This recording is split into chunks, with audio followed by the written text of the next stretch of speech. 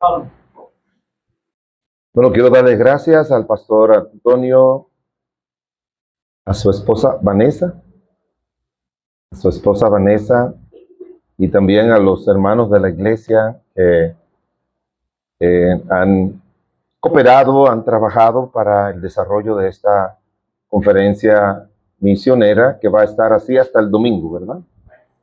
Yo hablé mucho con el pastor porque se me dificultaba quedarme hasta el domingo por algunas ya compromisos allá, pero se quedan en mejores manos que en la mía con el pastor Alfredo. ¿Se va a quedar hasta el domingo? No. Yo pensaba que se iba a quedar al domingo. ¿Tienes algo aquí que pueda ayudar a ponchar las gomas de un carro para que no se vaya? No, pero qué bueno, ha sido muy edificante para mí estar aquí con ustedes y también estar con la familia del hermano Alfredo, que ya conocíamos a 4 miembros de la familia, pero estoy muy contento de conocer a Elio. Ese muchacho es un buen muchacho. Yo espero que Dios en su gracia, pues, según los planes de Él, no los planes de los padres, sino según los planes de Él, ojalá que también pueda estar dedicado a servir al Señor. Así que muchas gracias. Estamos a la orden allá en la República Dominicana. Es un lugar paradisíaco, por decirlo así. Estaba leyendo en cuanto a los recursos naturales, sobre todo de playa. Estaba leyendo de que clausuraron en Semana Santa. Nosotros casi no tenemos cultos como lo tienen aquí, porque la gente siempre se va para el interior del país, se va para lugares donde hay playas y lo toman como descanso. Entonces estaba leyendo de que en el país hay 538 balnearios. ¿Usted se imagina la cantidad de esos? Han clausurado algunos que se cierran para evitar que las personas no muy diestras y niños se ahoguen, pero yo me quedé sorprendido porque no sabía que habían tantos balnearios, tanto de playas como de los ríos y en otros lugares. Así que están invitados a ir allá y a sufrir un poco con el calor. En Estados Unidos me preguntan, ¿verdad? Cuando uno va, algunos norteamericanos, y me dicen, ¿cómo es el clima de allá? Y yo le digo, tienen 2 estaciones. La primera es hot y la otra hotter. Hot es caliente y hotter es más caliente. O sea, así es. Tiende a ser así, aunque ahora en esta época no lo es tanto, obviamente, porque allá estamos en invierno, porque somos parte del hemisferio norte, pero realmente no es así. Bueno, vaya conmigo el libro de Filipenses. Ya nuestro hermano leyó las porciones de las Escrituras que nos interesan mirar, pero solamente vamos a ponernos de pie y a leer el versículo número 12, Filipenses 1:12. Perdón, el 12, y después de leer el 12, pues leeremos el versículo número 22. ¿Lo tienen? Léalo conmigo, el 12, y después saltamos al 22. Quiero que sepáis, hermanos, que las cosas que me han sucedido han redundado más bien para el progreso del Evangelio. Mas si el vivir en la carne resulta para mí en beneficio de la obra, no sé qué escoger. Quisiera que el Señor nos hable en esta hora, que tenemos ya siervos de Dios, que están dedicados, que estamos dedicados a la obra del Señor como pastores o como misioneros, que les sirva de ánimo y de estímulo para que lo sigamos haciendo, pero también a los jóvenes y los miembros de la iglesia, que también esto le despierte el deseo de valorar lo que significa vivir para estar envuelto en la obra misionera, si Dios así le llama, y también en la obra pastoral. El título de la predicación es Invierte tu vida en la obra de Dios. Invierte tu vida. Muchas personas piensan que la obra de Dios es recursos. Sí, no es recursos materiales primero, sino recursos humanos. Humanas que el Señor llama, que el Señor elige, y los recursos humanos son los que hacen posible todo en la vida. Todo, absolutamente todo en la vida. Y eso, no hay nada mejor que invertir nuestras vidas en la obra del Señor. Oremos. Padre del cielo y de la tierra, te damos muchas gracias en el nombre de Cristo Jesús, porque tú eres bueno y para siempre es tu misericordia. Te damos muchas gracias en estos días, porque un propósito bueno para el presente de esta congregación y para el futuro de esta congregación es esta conferencia misionera. Y oramos, mi Dios, para que tú sigas siendo glorificado, no solamente trayendo tu palabra, sino como oímos magistralmente en esta tarde, para que podamos, bajo la iluminación tuya, comprender todo el alcance de la obra del Señor y poder ser parte de ella según la voluntad de Dios para cada vida. Te ruego encarecidamente que sea tu espíritu, tu presencia y tu palabra las que ministren en esta hora. Siempre lo recuerdo a los demás y a mí mismo, Señor, que yo no soy capaz de traer la verdad de Dios por mí mismo.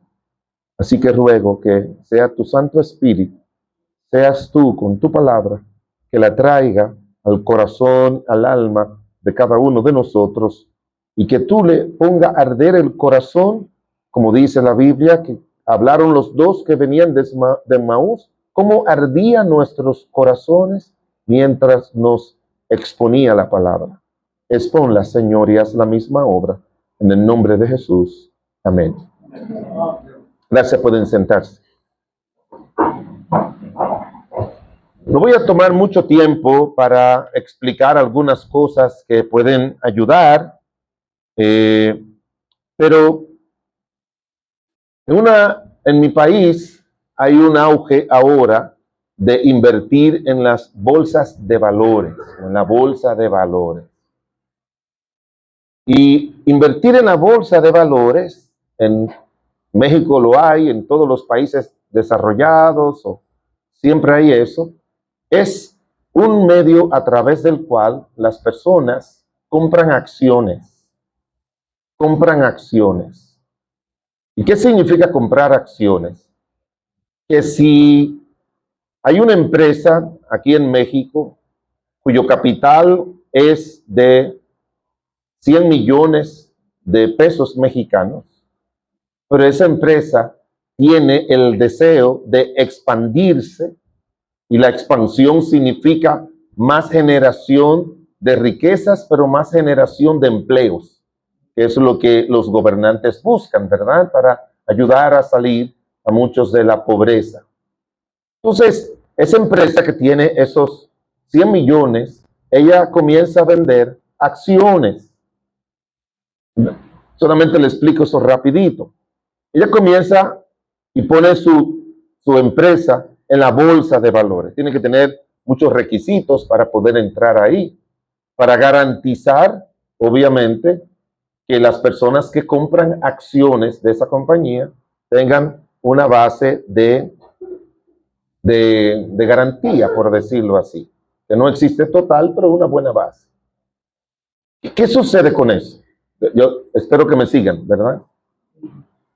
¿Qué sucede con eso? Que si vienen 1000 personas y compran acciones en esa empresa, ahora esa empresa duplica su capital y tiene, en vez de 100 millones, tiene 200 millones, puede comprar más maquinarias, puede emplear más gente, puede ampliar su mercado y eso hace que el valor de las acciones suban.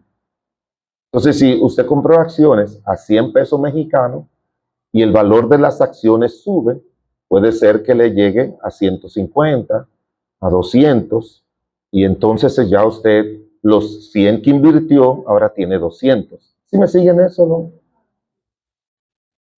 Una compañía en mi país que promovía las bolsas de valores, oigan lo que escribió en un cartel grande, en una avenida importante del país, para animar a las personas a que compraran acciones en las diferentes empresas que están en la bolsa de valores. Oigan lo que escribió. Y eso llegó a mi corazón porque inmediatamente lo traduje a lo que es la obra de Dios. Ellos dicen, aprender a invertir es igual a aprender a vivir.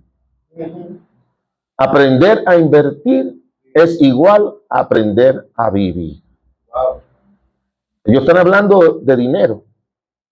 Pero cuando hablamos de la obra del Señor, hermanos, aprender a invertir nuestras vidas en la obra de Dios, para que usted entienda, deja beneficios a la obra del Señor y le deja beneficio a usted.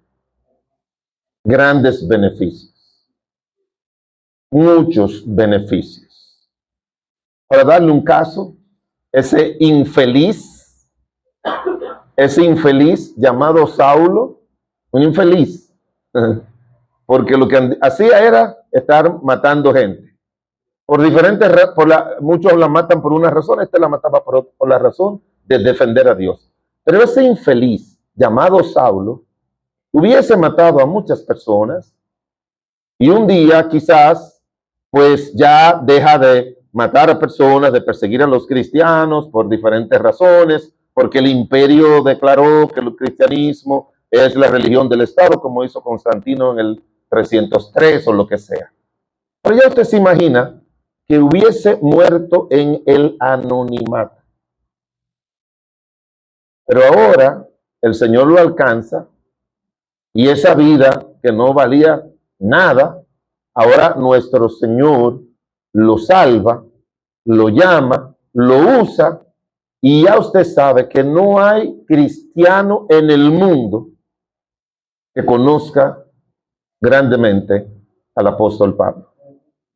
Aunque no era su propósito, pero vamos a decirle así, invirtió, aprendió a vivir y salió ganando. ¿Y qué más? La obra de Dios, como hemos oído, como la obra de Dios se benefició cuando ese hombre decidió invertir su vida en la obra del Señor.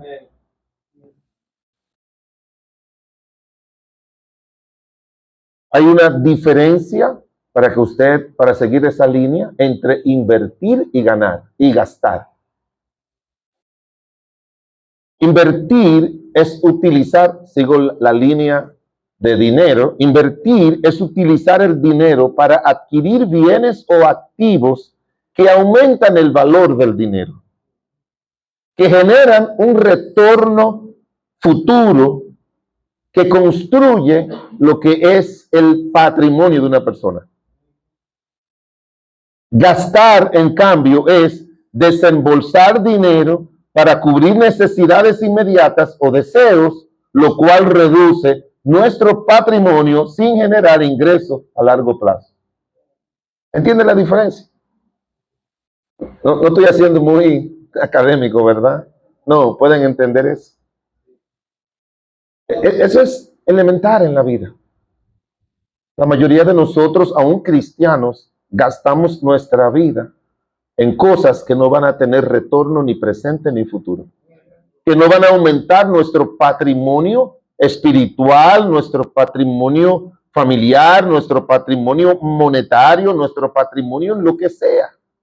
Pero cuando usted invierte en vivir, en servir, en consagrarse al Señor, hermanos, eso siempre va a traer beneficios.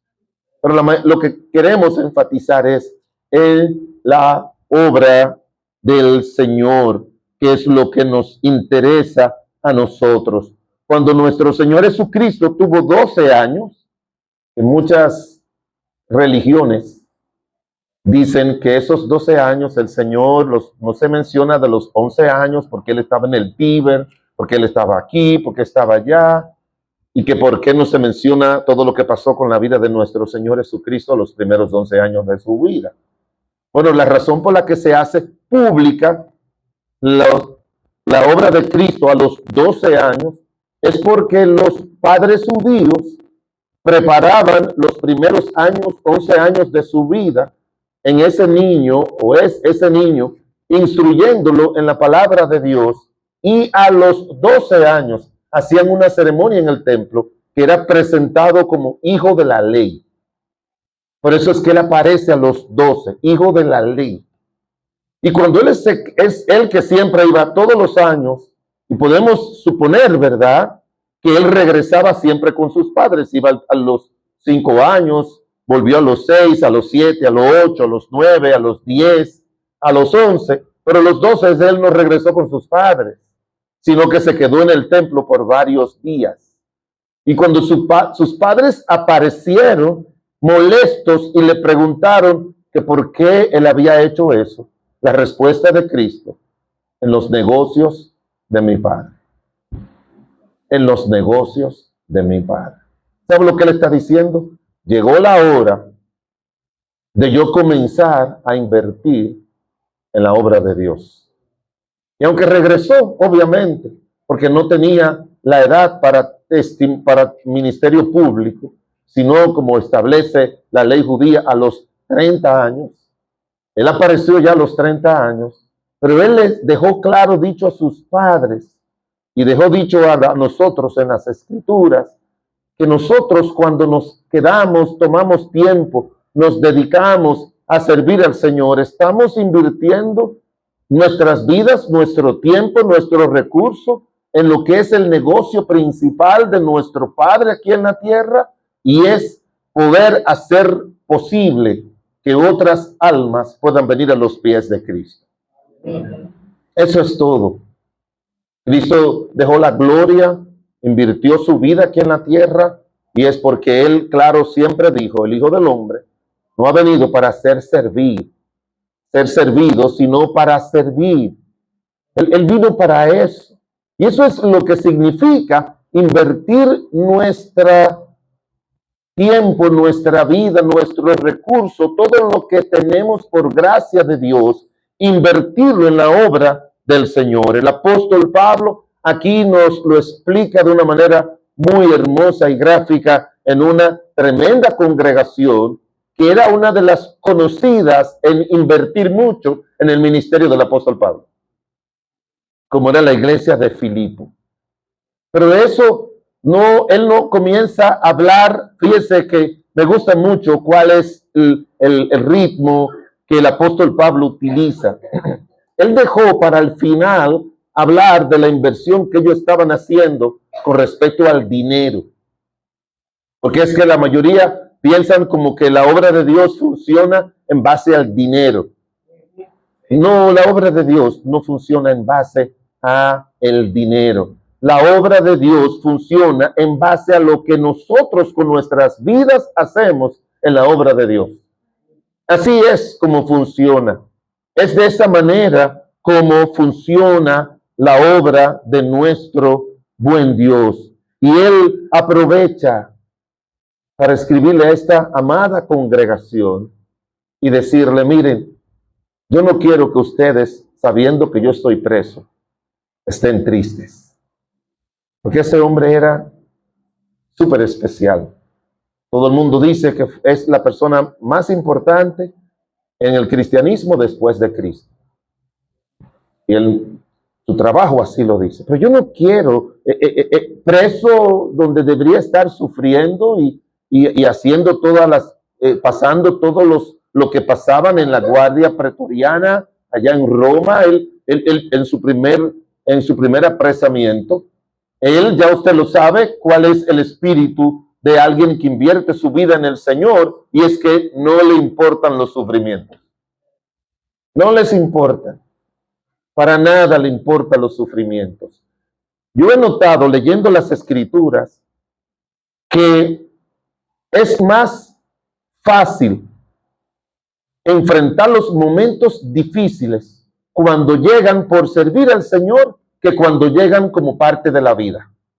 Porque los sufrimientos de diferentes maneras y las aflicciones, como dijo Cristo, van a venir por diferentes maneras y por diferentes lugares. Pero yo noto cuál, y usted lo puede notar en la Biblia cuando usted lee lo que pasó con Daniel, lo que pasó con sus amigos, lo que pasó el apóstol Pablo cuando llegó por primera vez a Filipo, que después de haberlo azotado y poniéndolo en el calabozo de más bajo, él y Sila estaban cantando a Dios.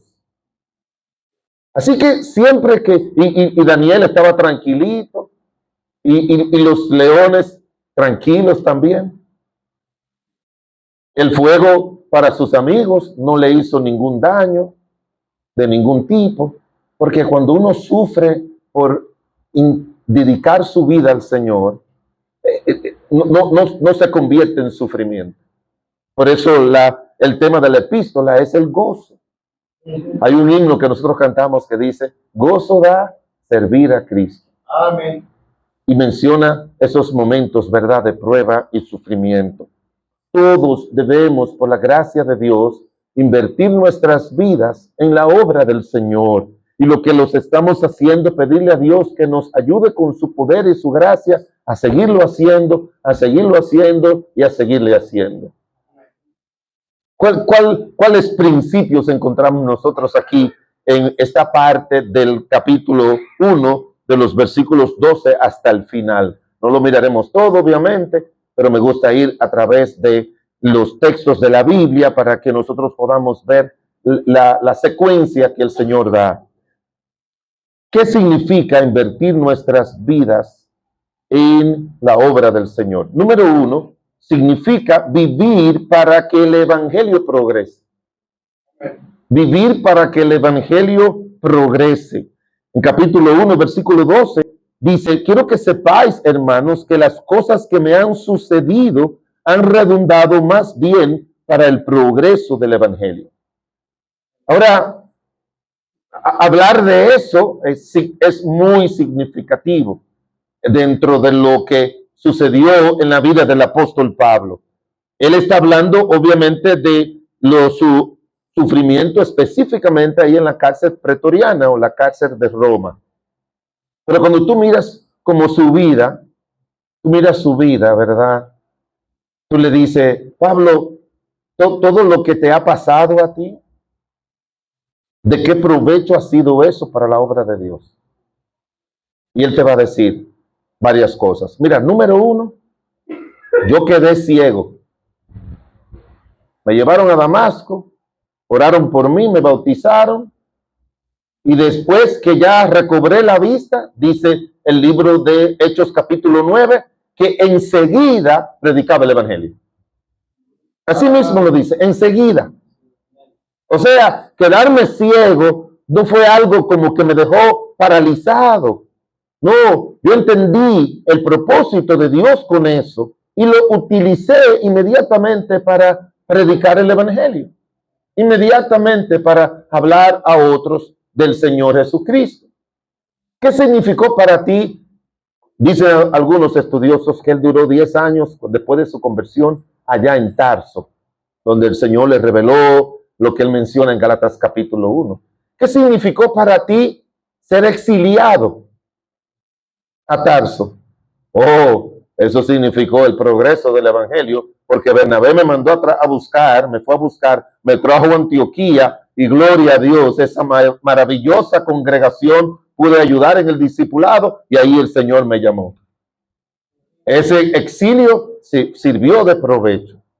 ¿Qué significó para ti, como leía el pastor Alfredo, que tú tenías tu plan de predicar en estas ciudades y que el Espíritu Santo te lo impidió? ¿No te sentiste tú frustrado porque tus planes no se dieron?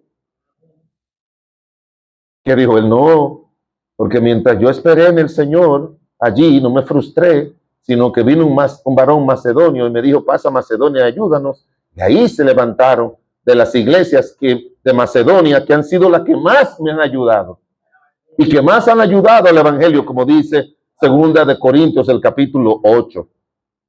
¿Y qué significó para ti cuando llegaste a Filipo, que estaba muy animado y alegre, predicando la palabra de Dios y la gente oyendo de Cristo y convirtiéndose, y de buenas a primeras te agarran, te azotan, te ponen en el calabozo de más abajo, estabas sufriendo, y entonces, ¿de qué sirvió para eso? No, sí sirvió, porque vino un terremoto, como ya oímos, los presos se iban a ir, el hombre, el carcelero se iba a matar, y yo le dije que no se matara, y mira, por ese sufrimiento, el carcelero y toda su familia fue salva.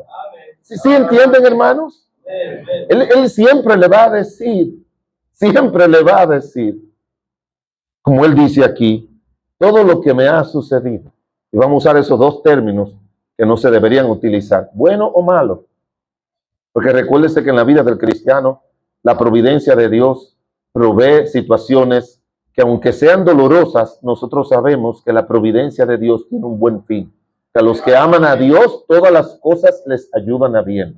Cuando usted enfrente, hermano, en Cristo, alguna situación en su vida personal, en su vida matrimonial, en su vida familiar, recuérdese que el plan de la bendita providencia de Dios, el término providencia en el idioma, en la teología, significa que Dios es el que arregla todas las cosas, primero para su gloria y en segundo lugar para el bien de nosotros.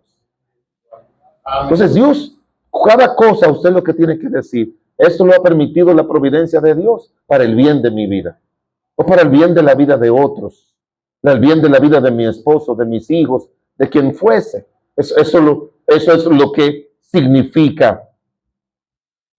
Y dice la palabra de Dios que nosotros, hermanos, tenemos que dedicarnos a que el evangelio progrese en todas las circunstancias. Él sigue diciendo ahí más adelante que eso hace posible que muchos creyentes, como veremos aquí, fueron salvos en la prisión. De tal manera, dice él, que en mis prisiones se ha hecho patente en Cristo y en todo el pretorio y en todo lo demás también. No sabemos si fue aquí, pero ahí él recibió a un hombre afligido porque había defraudado a su amo. El apóstol Pablo lo guió a Cristo y después se lo devolvió a su amo bien, que fue Onésimo. Alguien dijo predicando que cuando usted sabe que muchas veces a los soldados lo ataban junto con el preso, y si el preso se escapaba, entonces él lo mataba. Entonces decía que cuando el centurión decía, bueno, vamos a elegir a quién vamos a mandar hoy con el preso Pablo, todito le decían, no, a mí no. Decía él, a mí no nos mande. Y el centurión le preguntó, ¿y por qué tú no quieres que lo mande? Mire, desde que nos ponen las esposas hasta que nos las quitan, ese hombre no está predicando el evangelio. Porque esa era su función. Y nosotros, hermanos, tenemos que saber eso. Que cuando leemos la Biblia, eso nos dice que dedicarnos a invertir nuestras vidas, como pasó con el apóstol Pablo, va a hacer que el evangelio progrese. Nosotros necesitamos envolvernos, como usted ve a todos estos siervos que han dado testimonio, yéndose a lugares tan remotos, porque el Señor los llamó y están dedicando su vida para que el evangelio progrese. Y el progreso del evangelio significa que almas van a el cielo. No es que van a ser salvas solamente, hermano, y que el Señor va a perdonar sus pecados, porque esas son cosas las más importantes. Pero cuando hablamos de inversión, hermanos, es que esa persona va a ser resucitada, va a estar en el cielo, le van a dar una morada, va a morar para siempre con el Señor. Y dice la Biblia que cuando uno sabe lo que recibe por recibir a Cristo a alguien, nosotros le estamos asegurando no solamente el perdón de pecados, no solamente la vida eterna, sino que si estamos hablando de inversión, aunque no debemos decirle eso cuando evangelizamos, pero nosotros lo sabemos, que esa persona va a salir ganando mucho. que se va el miércoles antes de venir para acá, creo que fue así. El presidente de la Suprema Corte de Justicia de nuestro país pidió una reunión con un grupo de pastores de diferentes denominaciones. Entonces me llamaron allá y me dijeron, Pastor Agüero, nosotros queremos que usted venga. Bueno, yo fui con un grupo de pastores de diferentes denominaciones que ya siempre nos citan para cosas así.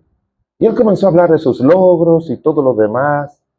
Cuando me tocó el turno a mí, yo le dije, mire, señor presidente,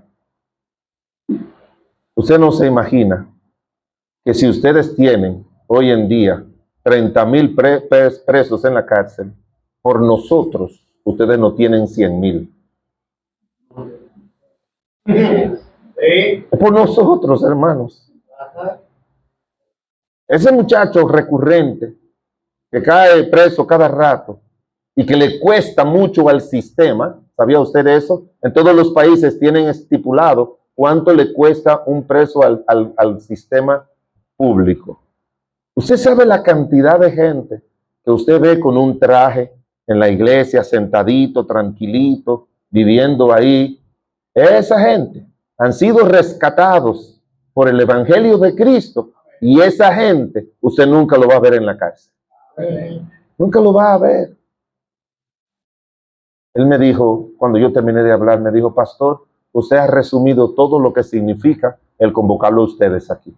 Es como, él decía como, ayúdennos, ayúdennos. Y la única manera de ayudarlo es nosotros y ayudar a nuestro país es rescatando a las personas para que vengan a los pies de Cristo. ¿Va a prosperar el evangelio? ¿Van a prosperar las personas individualmente? ¿Va a prosperar nuestra nación? ¿Va a prosperar el mundo? ¿Va a prosperar la obra de Dios? Porque de esos salvados es que el Señor elige pastores y misioneros. Vale la pena, hermanos, invertir nuestras vidas en la obra de Dios y vivir para que el evangelio progrese. Miren lo que dice el versículo 14. Dice, y la mayoría de los hermanos, cobrando ánimo en el Señor, con mis prisiones se atreven mucho más a hablar la palabra sin temor. Primero tenemos que vivir para que el evangelio progrese. En segundo lugar, vivir para que tu vida de servicio anime a los demás a servir al Señor. Anime a los demás a servir al Señor. Dice la Biblia que ellos se atreven a hablar la palabra sin temor. Me gustó cuando estaba verificando lo que dice el doctor Warren Wiersbe en su comentario. Siempre me gusta verificar lo que otros perciben de la palabra de Dios, ¿verdad? Él dice que la palabra griega aquí para hablar significa conversaciones cotidianas. Yo le dije en una de las enseñanzas que en una iglesia de 100 personas, quizás el 10%, como mucho el 15%, son los que salen a evangelizar o a ganar las almas. Pero si nosotros les enseñáramos a la gente en nuestra iglesia que la manera más eficaz de nosotros llevar a otros a Cristo es en nuestro vivir, hablar, conversar cotidiano, gente va a venir a los pies de Cristo y gente va a permanecer en los caminos del Señor más. Nosotros lo salimos a hacer, pero usted sabe que el salir a ganar almas, yo recuerdo de alguien que siempre me mandaba en mi país los reportes y decía, esta semana ganamos 80 almas, la semana pasada ganamos 50 almas, la semana pasada, y así duró como 1 o 2 años, un hombre, un misionero que fue a comenzar una iglesia. Cuando yo fui a la iglesia, su iglesia tenía 40 personas.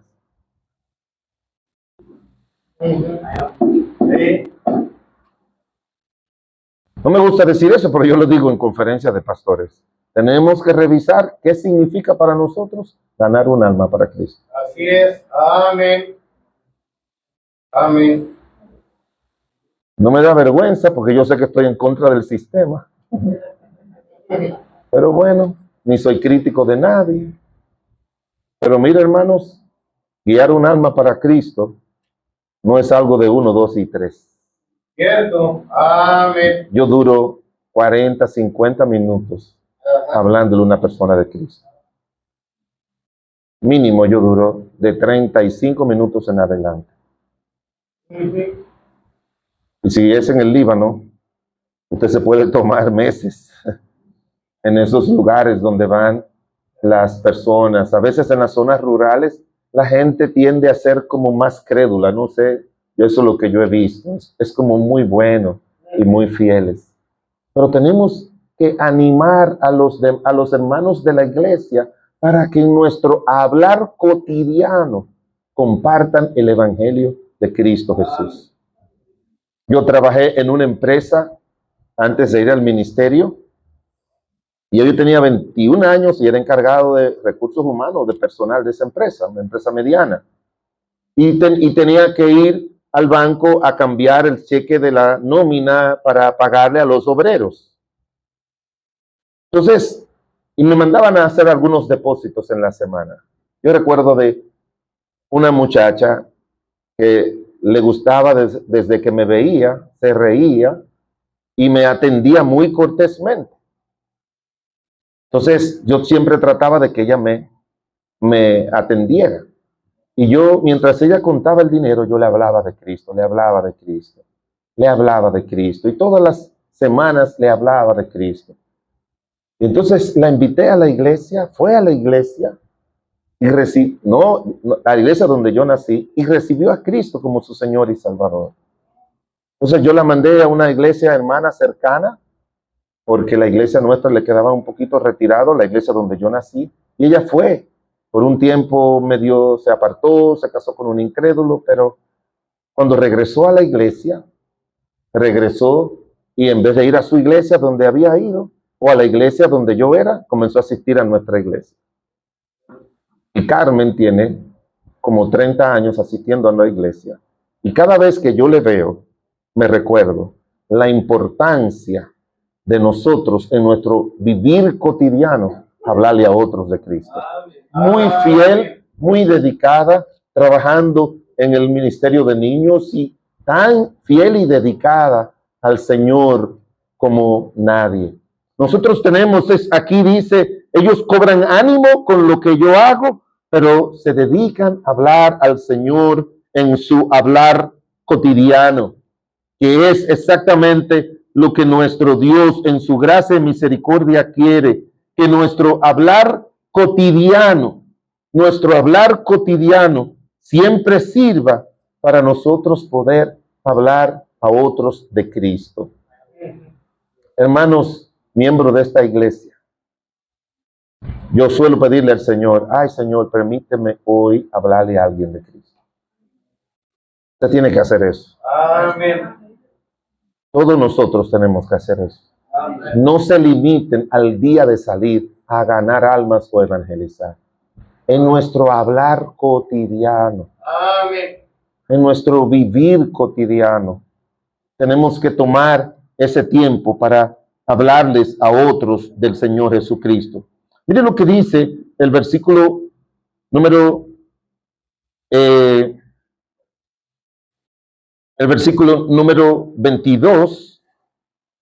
El versículo número 22 dice: mas el vivir en la carne resulta para mí en beneficio de la obra, no sé qué escoger.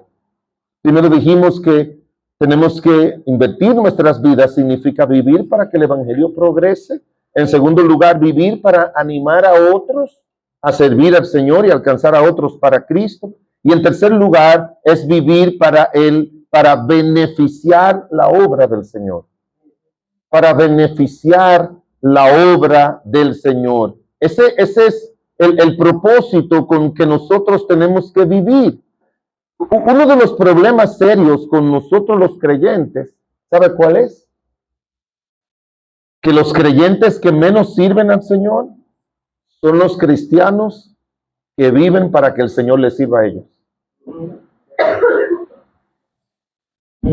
Señor, dame, Señor, ayúdame, Señor, guíame, Señor, llévame, Señor, esto, Señor, lo otro, Señor, aquello, Señor, ¿por qué a mí? Señor, mira esto, mira lo otro. Viven para que el Señor les sirva a ellos.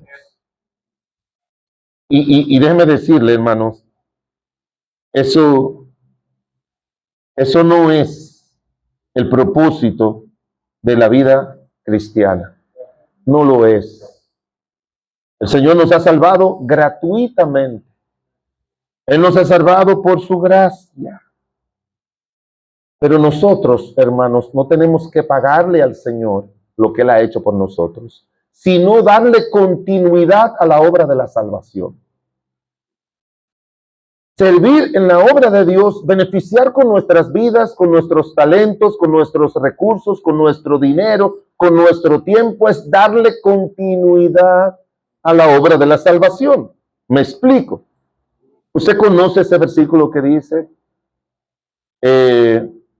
por gracia sois salvos? ¿Lo puede repetir conmigo? Por gracia sois salvos, por medio de la fe. Y esto no es de vosotros, pues es don de Dios. Y luego dice, no por obras, para que nadie se gloríe. Coma. ¿Sabe lo que significa coma? Continuidad. Y luego dice, porque somos hechuras suyas, creados en Cristo Jesús. ¿Para qué? Para buenas obras, las cuales Dios preparó de antemano para que anduviésemos en ellas.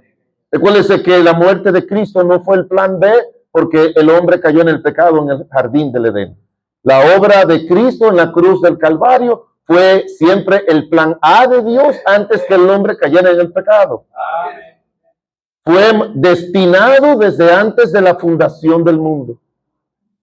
Y una de las cosas que a veces nosotros los pastores le tenemos miedo es a todo aquello que habla de lo que sucedió antes de la fundación del mundo, que fuimos elegidos, que fuimos predestinados. No les gustan hablar de eso porque no quieren que lo confundan con los calvinistas y los reformados.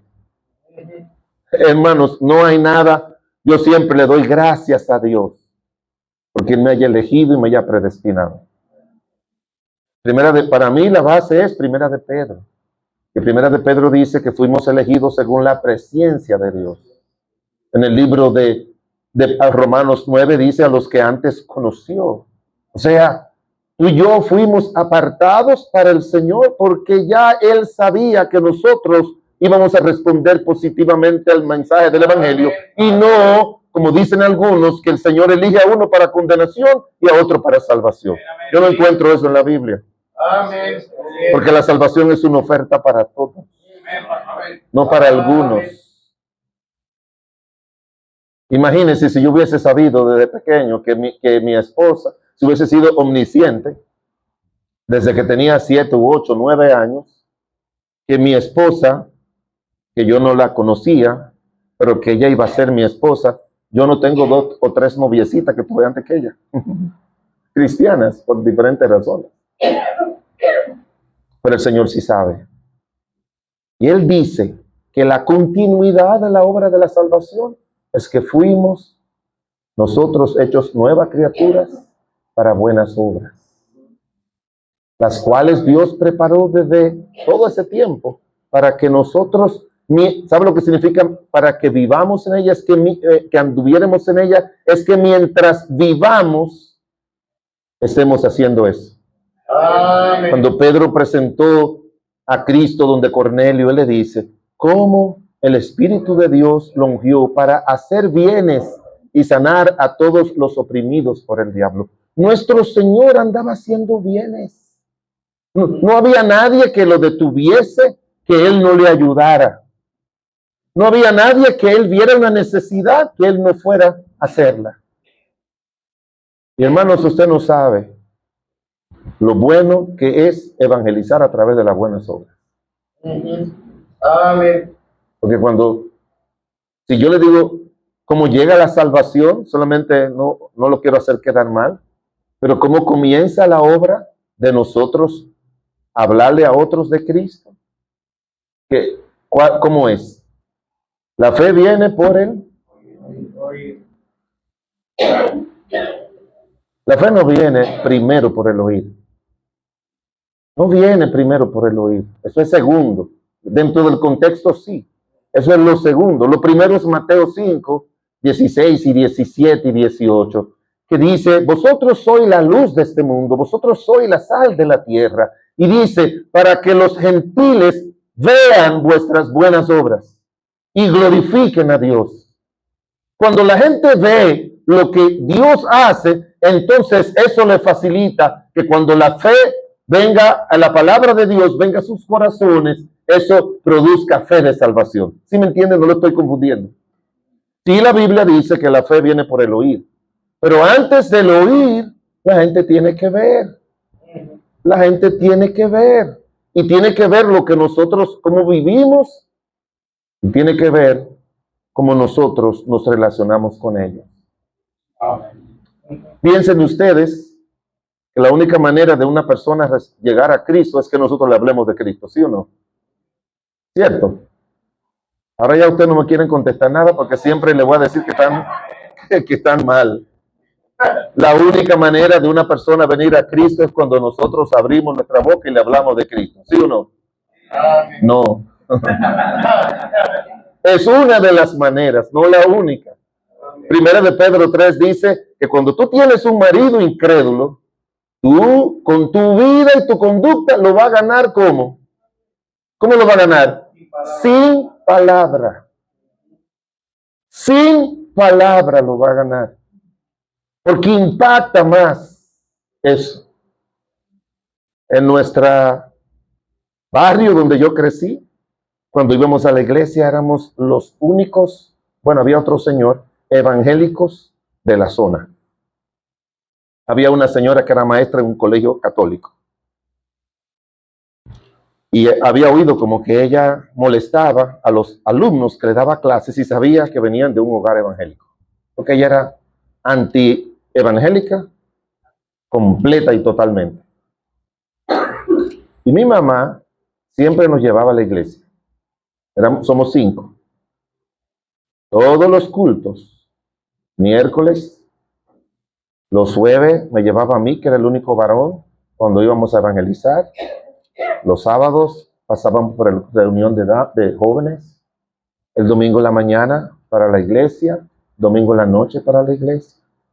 Si llovía, cuando estaba lloviendo, nosotros los hermanos nos poníamos felices y contentos porque decíamos, wow, nos vamos a quedar viendo televisión, que en nuestra casa era una de las pocas que tenía televisión en esa época. Estamos hablando de los años, al final de los años 60 y 70. Pero mi mamá buscaba, nosotros me decían, ve a ver qué está haciendo mami, que no la sentimos. Entonces cuando yo abría la cortina, yo venía con la mano en la cabeza y le decía a mis hermanas, ay Dios mío, ay, ay, ay. ¿Y qué fue? Me decía, ahí está mami remendando las sombrillas. Todas esas sombrillas que estaban rotas, estaba ya remendando. Y al final solamente podía salir con 3. Como éramos 5 hermanos y mi mamá 6. Así que teníamos que caminar 2 kilómetros dentro de la ciudad para ir a la iglesia. Una sombrilla para mí y otra para mi hermana y así sucesivamente. Llegábamos a la iglesia con esa mitad seca y esta mitad mojada.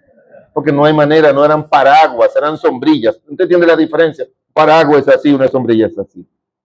Y muchas veces con la brisa, las sombrillas se ponían así.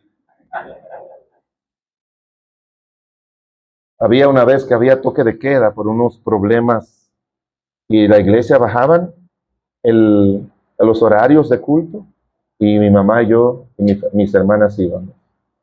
Un día esa señora, que mi mamá nunca en su vida le había predicado, nunca. Yo no la conocía, aunque no estaba lejos de nuestra casa. Un día ella llamó a mi mamá, íbamos caminando por la iglesia y le dijo, señora, yo quiero ir a su iglesia. Wow, sabíamos que era católica y comenzó a ir a su iglesia con sus hijos. Y esa señora recibió a Cristo como su Señor y Salvador. Solamente viendo que nosotros en nuestro vivir es ir a la casa de Dios. Unos años después, en esa casa, comenzó una iglesia que ahora tiene templo, cerca de 200 personas, en la casa de ella. ¿Sí entienden, hermanos? Las buenas obras es todo lo que hacemos, nuestro vivir, que muestre que somos hechuras de Él. A veces creemos como que buenas obras solamente es darle comida, ayudar a una persona, una necesidad material, que también lo incluye, pero es nuestro vivir, somos hechuras de Él, para que evidenciemos la obra de Él y para que ayude a otros. Y eso va a traer beneficios a la obra del Señor.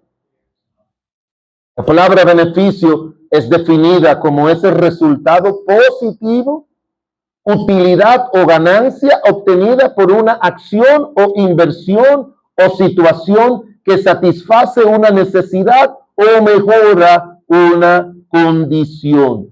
Así, técnicamente se define lo que es beneficio. Es un resultado positivo de utilidad, de ganancia, obtenido por una acción o una inversión que satisface necesidad o que mejora la condición. Y cuando nosotros vivimos con la idea de que ya yo no necesito que el Señor viva para beneficio de mi vida, sino yo vivir para el beneficio de Él y de su obra, entonces es que Dios va a traer beneficios adicionales a tu vida que tú no hubiese podido tener si no te dedicas a la obra del Señor. De manera que invertir nuestras vidas en la obra del Señor es vivir para que el Evangelio progrese, es vivir para que tu vida de servicio anime a otros a servir al Señor. En tercer lugar, es vivir para el beneficio de la obra del Señor. Y en último lugar, mire lo que dice el versículo 21. Todos podemos decir ese versículo de memoria, ¿verdad? Hay dos versículos que uno sabe de memoria, más fácil en la Biblia para los cristianos, y los dos están en Filipenses. Filipenses 1:21, a ver, no lean su Biblia como dice. No lo ponga. ¿Lo pusiste? Los que no leen la Biblia no se lo saben, pero los que leemos la Biblia no lo saben. ¿Qué dice Filipenses 1:21? Para mí el vivir es Cristo y el morir es ganancia. Y el otro, que es Filipenses 4:13, todo lo puedo en Cristo que me fortalece. Recuerdo de una iglesia que siempre tenía esa costumbre, en la iglesia también que yo crecí la tenía, que era que el culto del domingo en la noche había un tiempecito para que los hermanos dijeran sus versículos bíblicos de memoria. Y había un nuevo creyente que fue y le impactó ese de Filipenses 4:13. Y dice, yo no he leído mucho la Biblia, pero me aprendí un versículo. Y ese versículo dice, todo, no me ayude, le decía. Todo lo puedo en Cristo, que me filipense. Y está en Fortalecense 4:13. Hizo un esfuerzo, ¿verdad? Pero la F la tomó por una cosa y la otra. Pero hermanos, ese versículo es uno de los versículos que menos nosotros vivimos.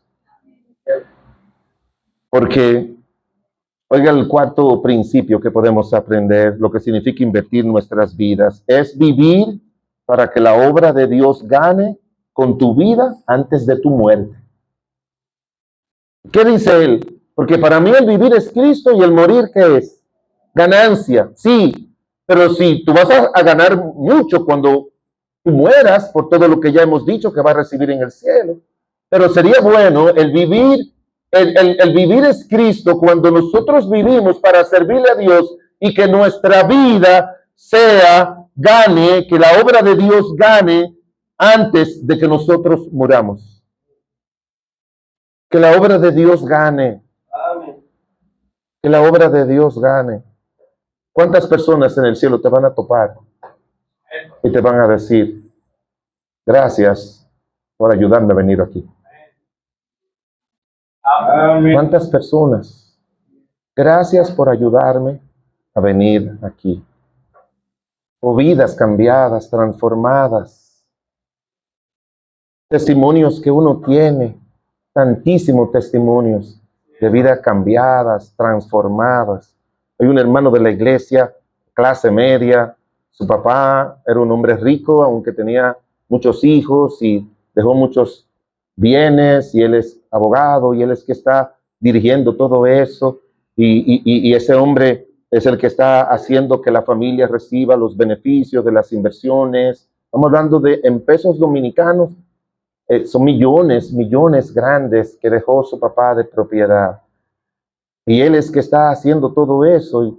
Y yo me asombro la manera en que Dios lo ha bendecido económicamente, y también su esposa fiel, y cómo Dios lo ha ayudado tanto. Y cada vez que yo lo veo me recuerdo cómo yo lo guié para Cristo. Ese hombre estuviera muerto si no hubiese recibido a Cristo como su Señor y Salvador. Muerto por la vida de pecado que llevaba, y cómo esa vida de pecado le había afectado de una manera increíble su vida emocional, que tenía que estar todos los días tomando ansiolítico para poder vivir. Todos los días. Ya no toma nada de eso. Y fue la obra de la providencia de Dios. Lo encontré en una casa que fue a buscar a su hijastra, que su hijastra era una muchacha buena de la iglesia, y me dijo: pastor, vamos a predicarle a nuestra tía.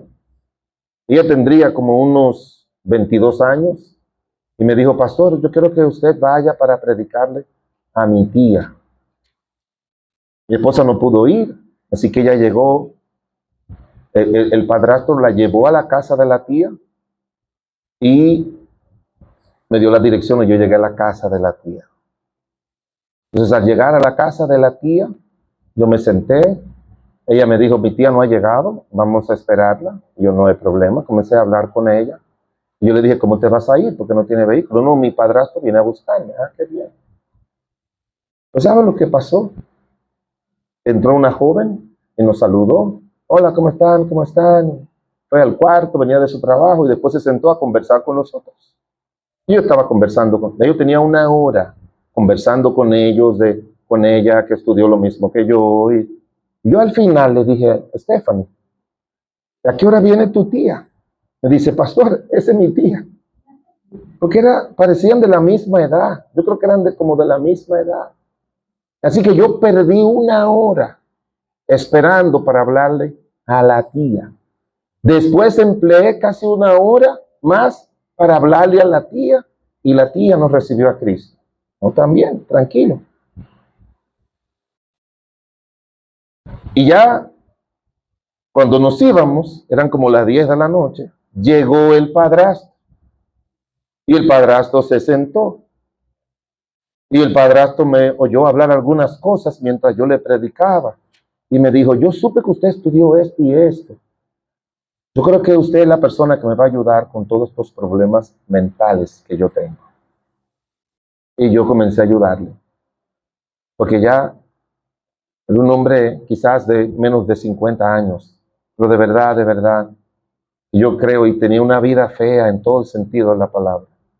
Y ese hombre, por la gracia de Dios, es un hombre próspero, un cristiano fiel, que por la misericordia de Dios está firme. En el bautismo de él, yo le bauticé a él, a su esposa y a sus 2 hijos.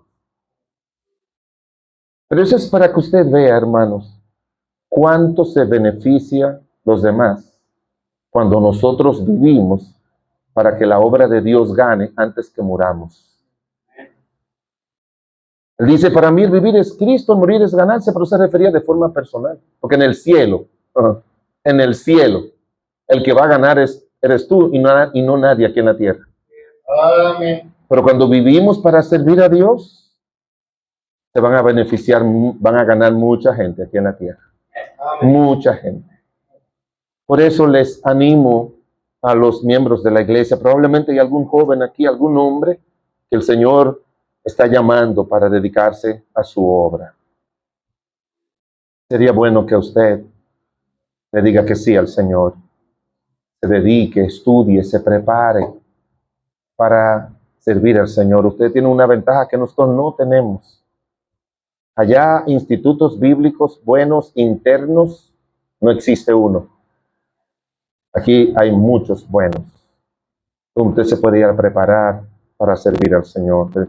A mi hijo y los demás tenemos que mandarlo fuera del país, los que han tenido ese deseo. Y tenemos un seminario, un instituto que es nocturno, pero a mí no me gusta ver un joven tomando clases en línea. Yo le digo, no. Si Dios te llamó, vete a un lugar, intérnate con el Señor y con los estudios y con la Biblia, para que tú salgas de allí, como hizo Cristo con los apóstoles, 3 años metido, Cristo con ellos y ellos con Cristo. Ese es mi parecer. Valoro muchísimo todos los esfuerzos de los seminarios, como decía el pastor, por línea, y yo los recomiendo, y uno de mis estudios de grado lo hice así, pero los jóvenes deberían ir a un lugar interno a dedicarse a vivir y aprender del Señor. Amén. Si tú decides decirle al Señor, Señor, mi vida tu vida va a tomar valor como la del joven Saulo. El joven Saulo era un tirapiedra, un matoncito. Su vida no tenía sentido.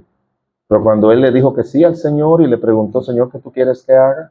Y comenzó a hacer lo que Dios quería que hiciera, su vida tuvo valor. Y la vida de muchos tuvo mucho valor. En una ocasión leí de un joven que su mamá le llevaba a la iglesia. No hay folletos aquí. No. Ah, sí, eso es un folleto. Lo llevaba a la iglesia, pero el joven era parapléjico, le decían antes, en otro nombre ahora. Del cuello hacia abajo. Oía, hablaba, pero no podía moverse. Y siempre le llevaba a la iglesia. Y oía la palabra de Dios. Había recibido a Cristo como su Señor y Salvador. Y un día en una conferencia hicieron el llamado de quien quería dedicarse a servir al Señor. Él no podía levantar la mano, pero dijo, yo, pastor, yo. Y en su silla de ruedas lo pasaron al frente. Y él dijo, yo quiero entregar mi vida a servir al Señor. Ay, gloria a Dios, mi hijo. Vivía en un segundo piso. Su mamá tenía medios o el ascensor para subirlo ahí. Y cuando llegó a la casa le dijo, mamá, yo estoy feliz porque he tomado la decisión de decirle al Señor que me quiero dedicar a Él, a servirle a tiempo completo. La mamá le dijo, qué bueno, mi hijo. Y entró a la habitación y pasó la noche entera llorando. Señor, ¿cómo tú le haces eso a mi hijo? Mi hijo no puede ir a ningún sitio. Él sufría, ¿verdad?, con la condición. El otro día en la mañana fue a buscar a su niño, su hijo, un joven, y él estaba feliz. Y ella le decía, ¿y por qué tú estás feliz? Él le dijo, porque yo me la pasé orando anoche y diciéndole, Señor, yo quiero que tú me uses para servir. Y Dios me dijo, ¿cómo le voy a servir? ¿Y cómo es, mi hijo? Mamá, por la mañana, tú sabes que vivimos en una avenida, una calle principal en el barrio, pasa mucha gente por ahí por la acera, que van caminando. Mamá, allí en la meseta de la galería, se llama galería o el balcón, perdón, sí, le dicen balcón aquí.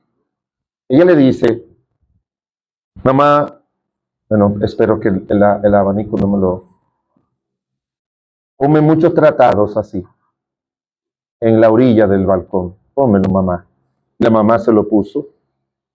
Y después de poner todos los trataditos ahí, le oraba al Señor, Dios mío, úsame hoy para que pueda guiar a alguien a Cristo.